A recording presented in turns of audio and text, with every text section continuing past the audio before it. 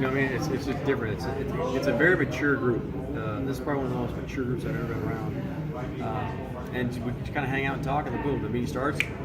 Light switches on. They put out their pens and pencils, and we're rolling and get back to work. And then once the meeting's over, we can kind of. It's just a good, laid back, solid group that likes to work hard, and they're doing a great job so far. Do you see A.J. Richardson finding the end zone multiple times this year? I hope so.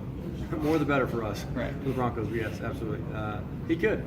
There's three guys. There's Keelan Butler, Richardson, and B-Jeff. If those three guys can stay healthy, they'll help us at some point. They just have to stay healthy. That's just their biggest knock right now. They know the offense. They know what they're doing. They work hard. They're great kids. These guys stay healthy. Last year, McNichols had a phenomenal season, so the passing to the wide receivers was up, but, obviously McNichols got the touch ball out. Do you see it changing this year, getting more passes to your wideouts, finding them in the end zone, or is it to be determined? Yeah, you always hope, but really, that's always a funny question because when we game plan, the production and where the balls are going, yes, we can control it to a certain extent, but it's really what the defense does. It's how the defense reacts. That's where the balls go to. So if they're dropping everybody, yeah, we got to check down the back. If they're bringing heat, then we get down the field. It's just really predicated on what the defense is doing. But yes, when we go into game plan, we try to get guys in certain spots, get mismatches, and do all the thinking behind it. But when it really comes down to it, we have to react to what the defense does. So yes, I hope the balls go to the receivers, but they could all go to the tight ends. They could check down the running back. You never know. It's just interesting. How do you keep the mindset of those players, keep them up? Like, guys, you'll get the ball eventually. Like, I can't control it. The defense is doing that. How do you? What do you tell them? Just tell them. Okay. And we show them film and say, look, there's two guys following this receiver. That's why the ball couldn't go there. And then you have to kind of get back to it's about the team. If you have to block 37 times in a row and we win the game, who cares? We won. That's why we're doing this. That's why we work so hard.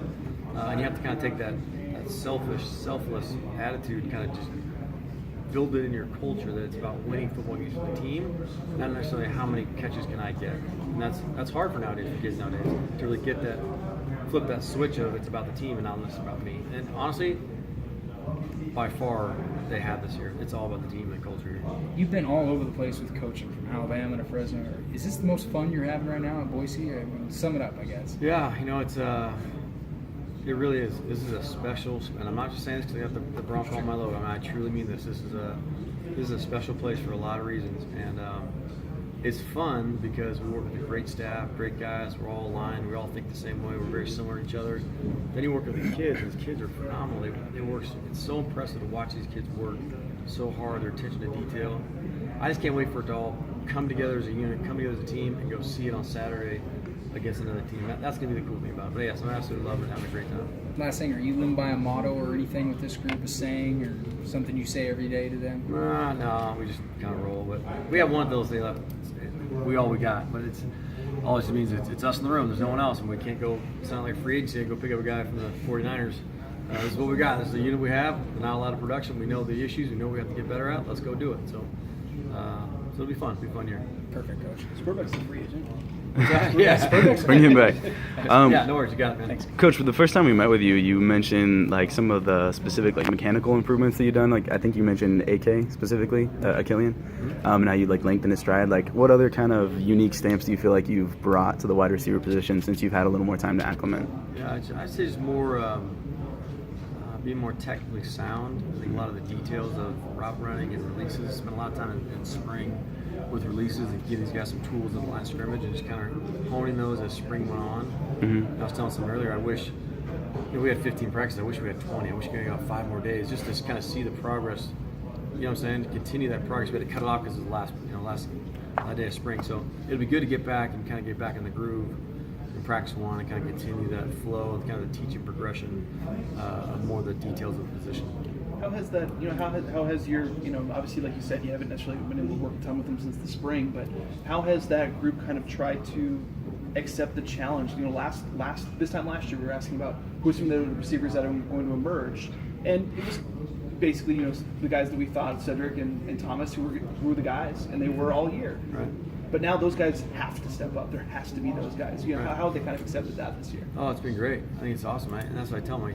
This is why they recruited you to Boise State. This is why you're at Boise State. Now's your time. Now this is your opportunity. This is why you came here. So you can look at a negative or a positive. I like to flip it to a positive. Hey, we know what Seth can do. That's great. He's a great player. But now the rest of the room.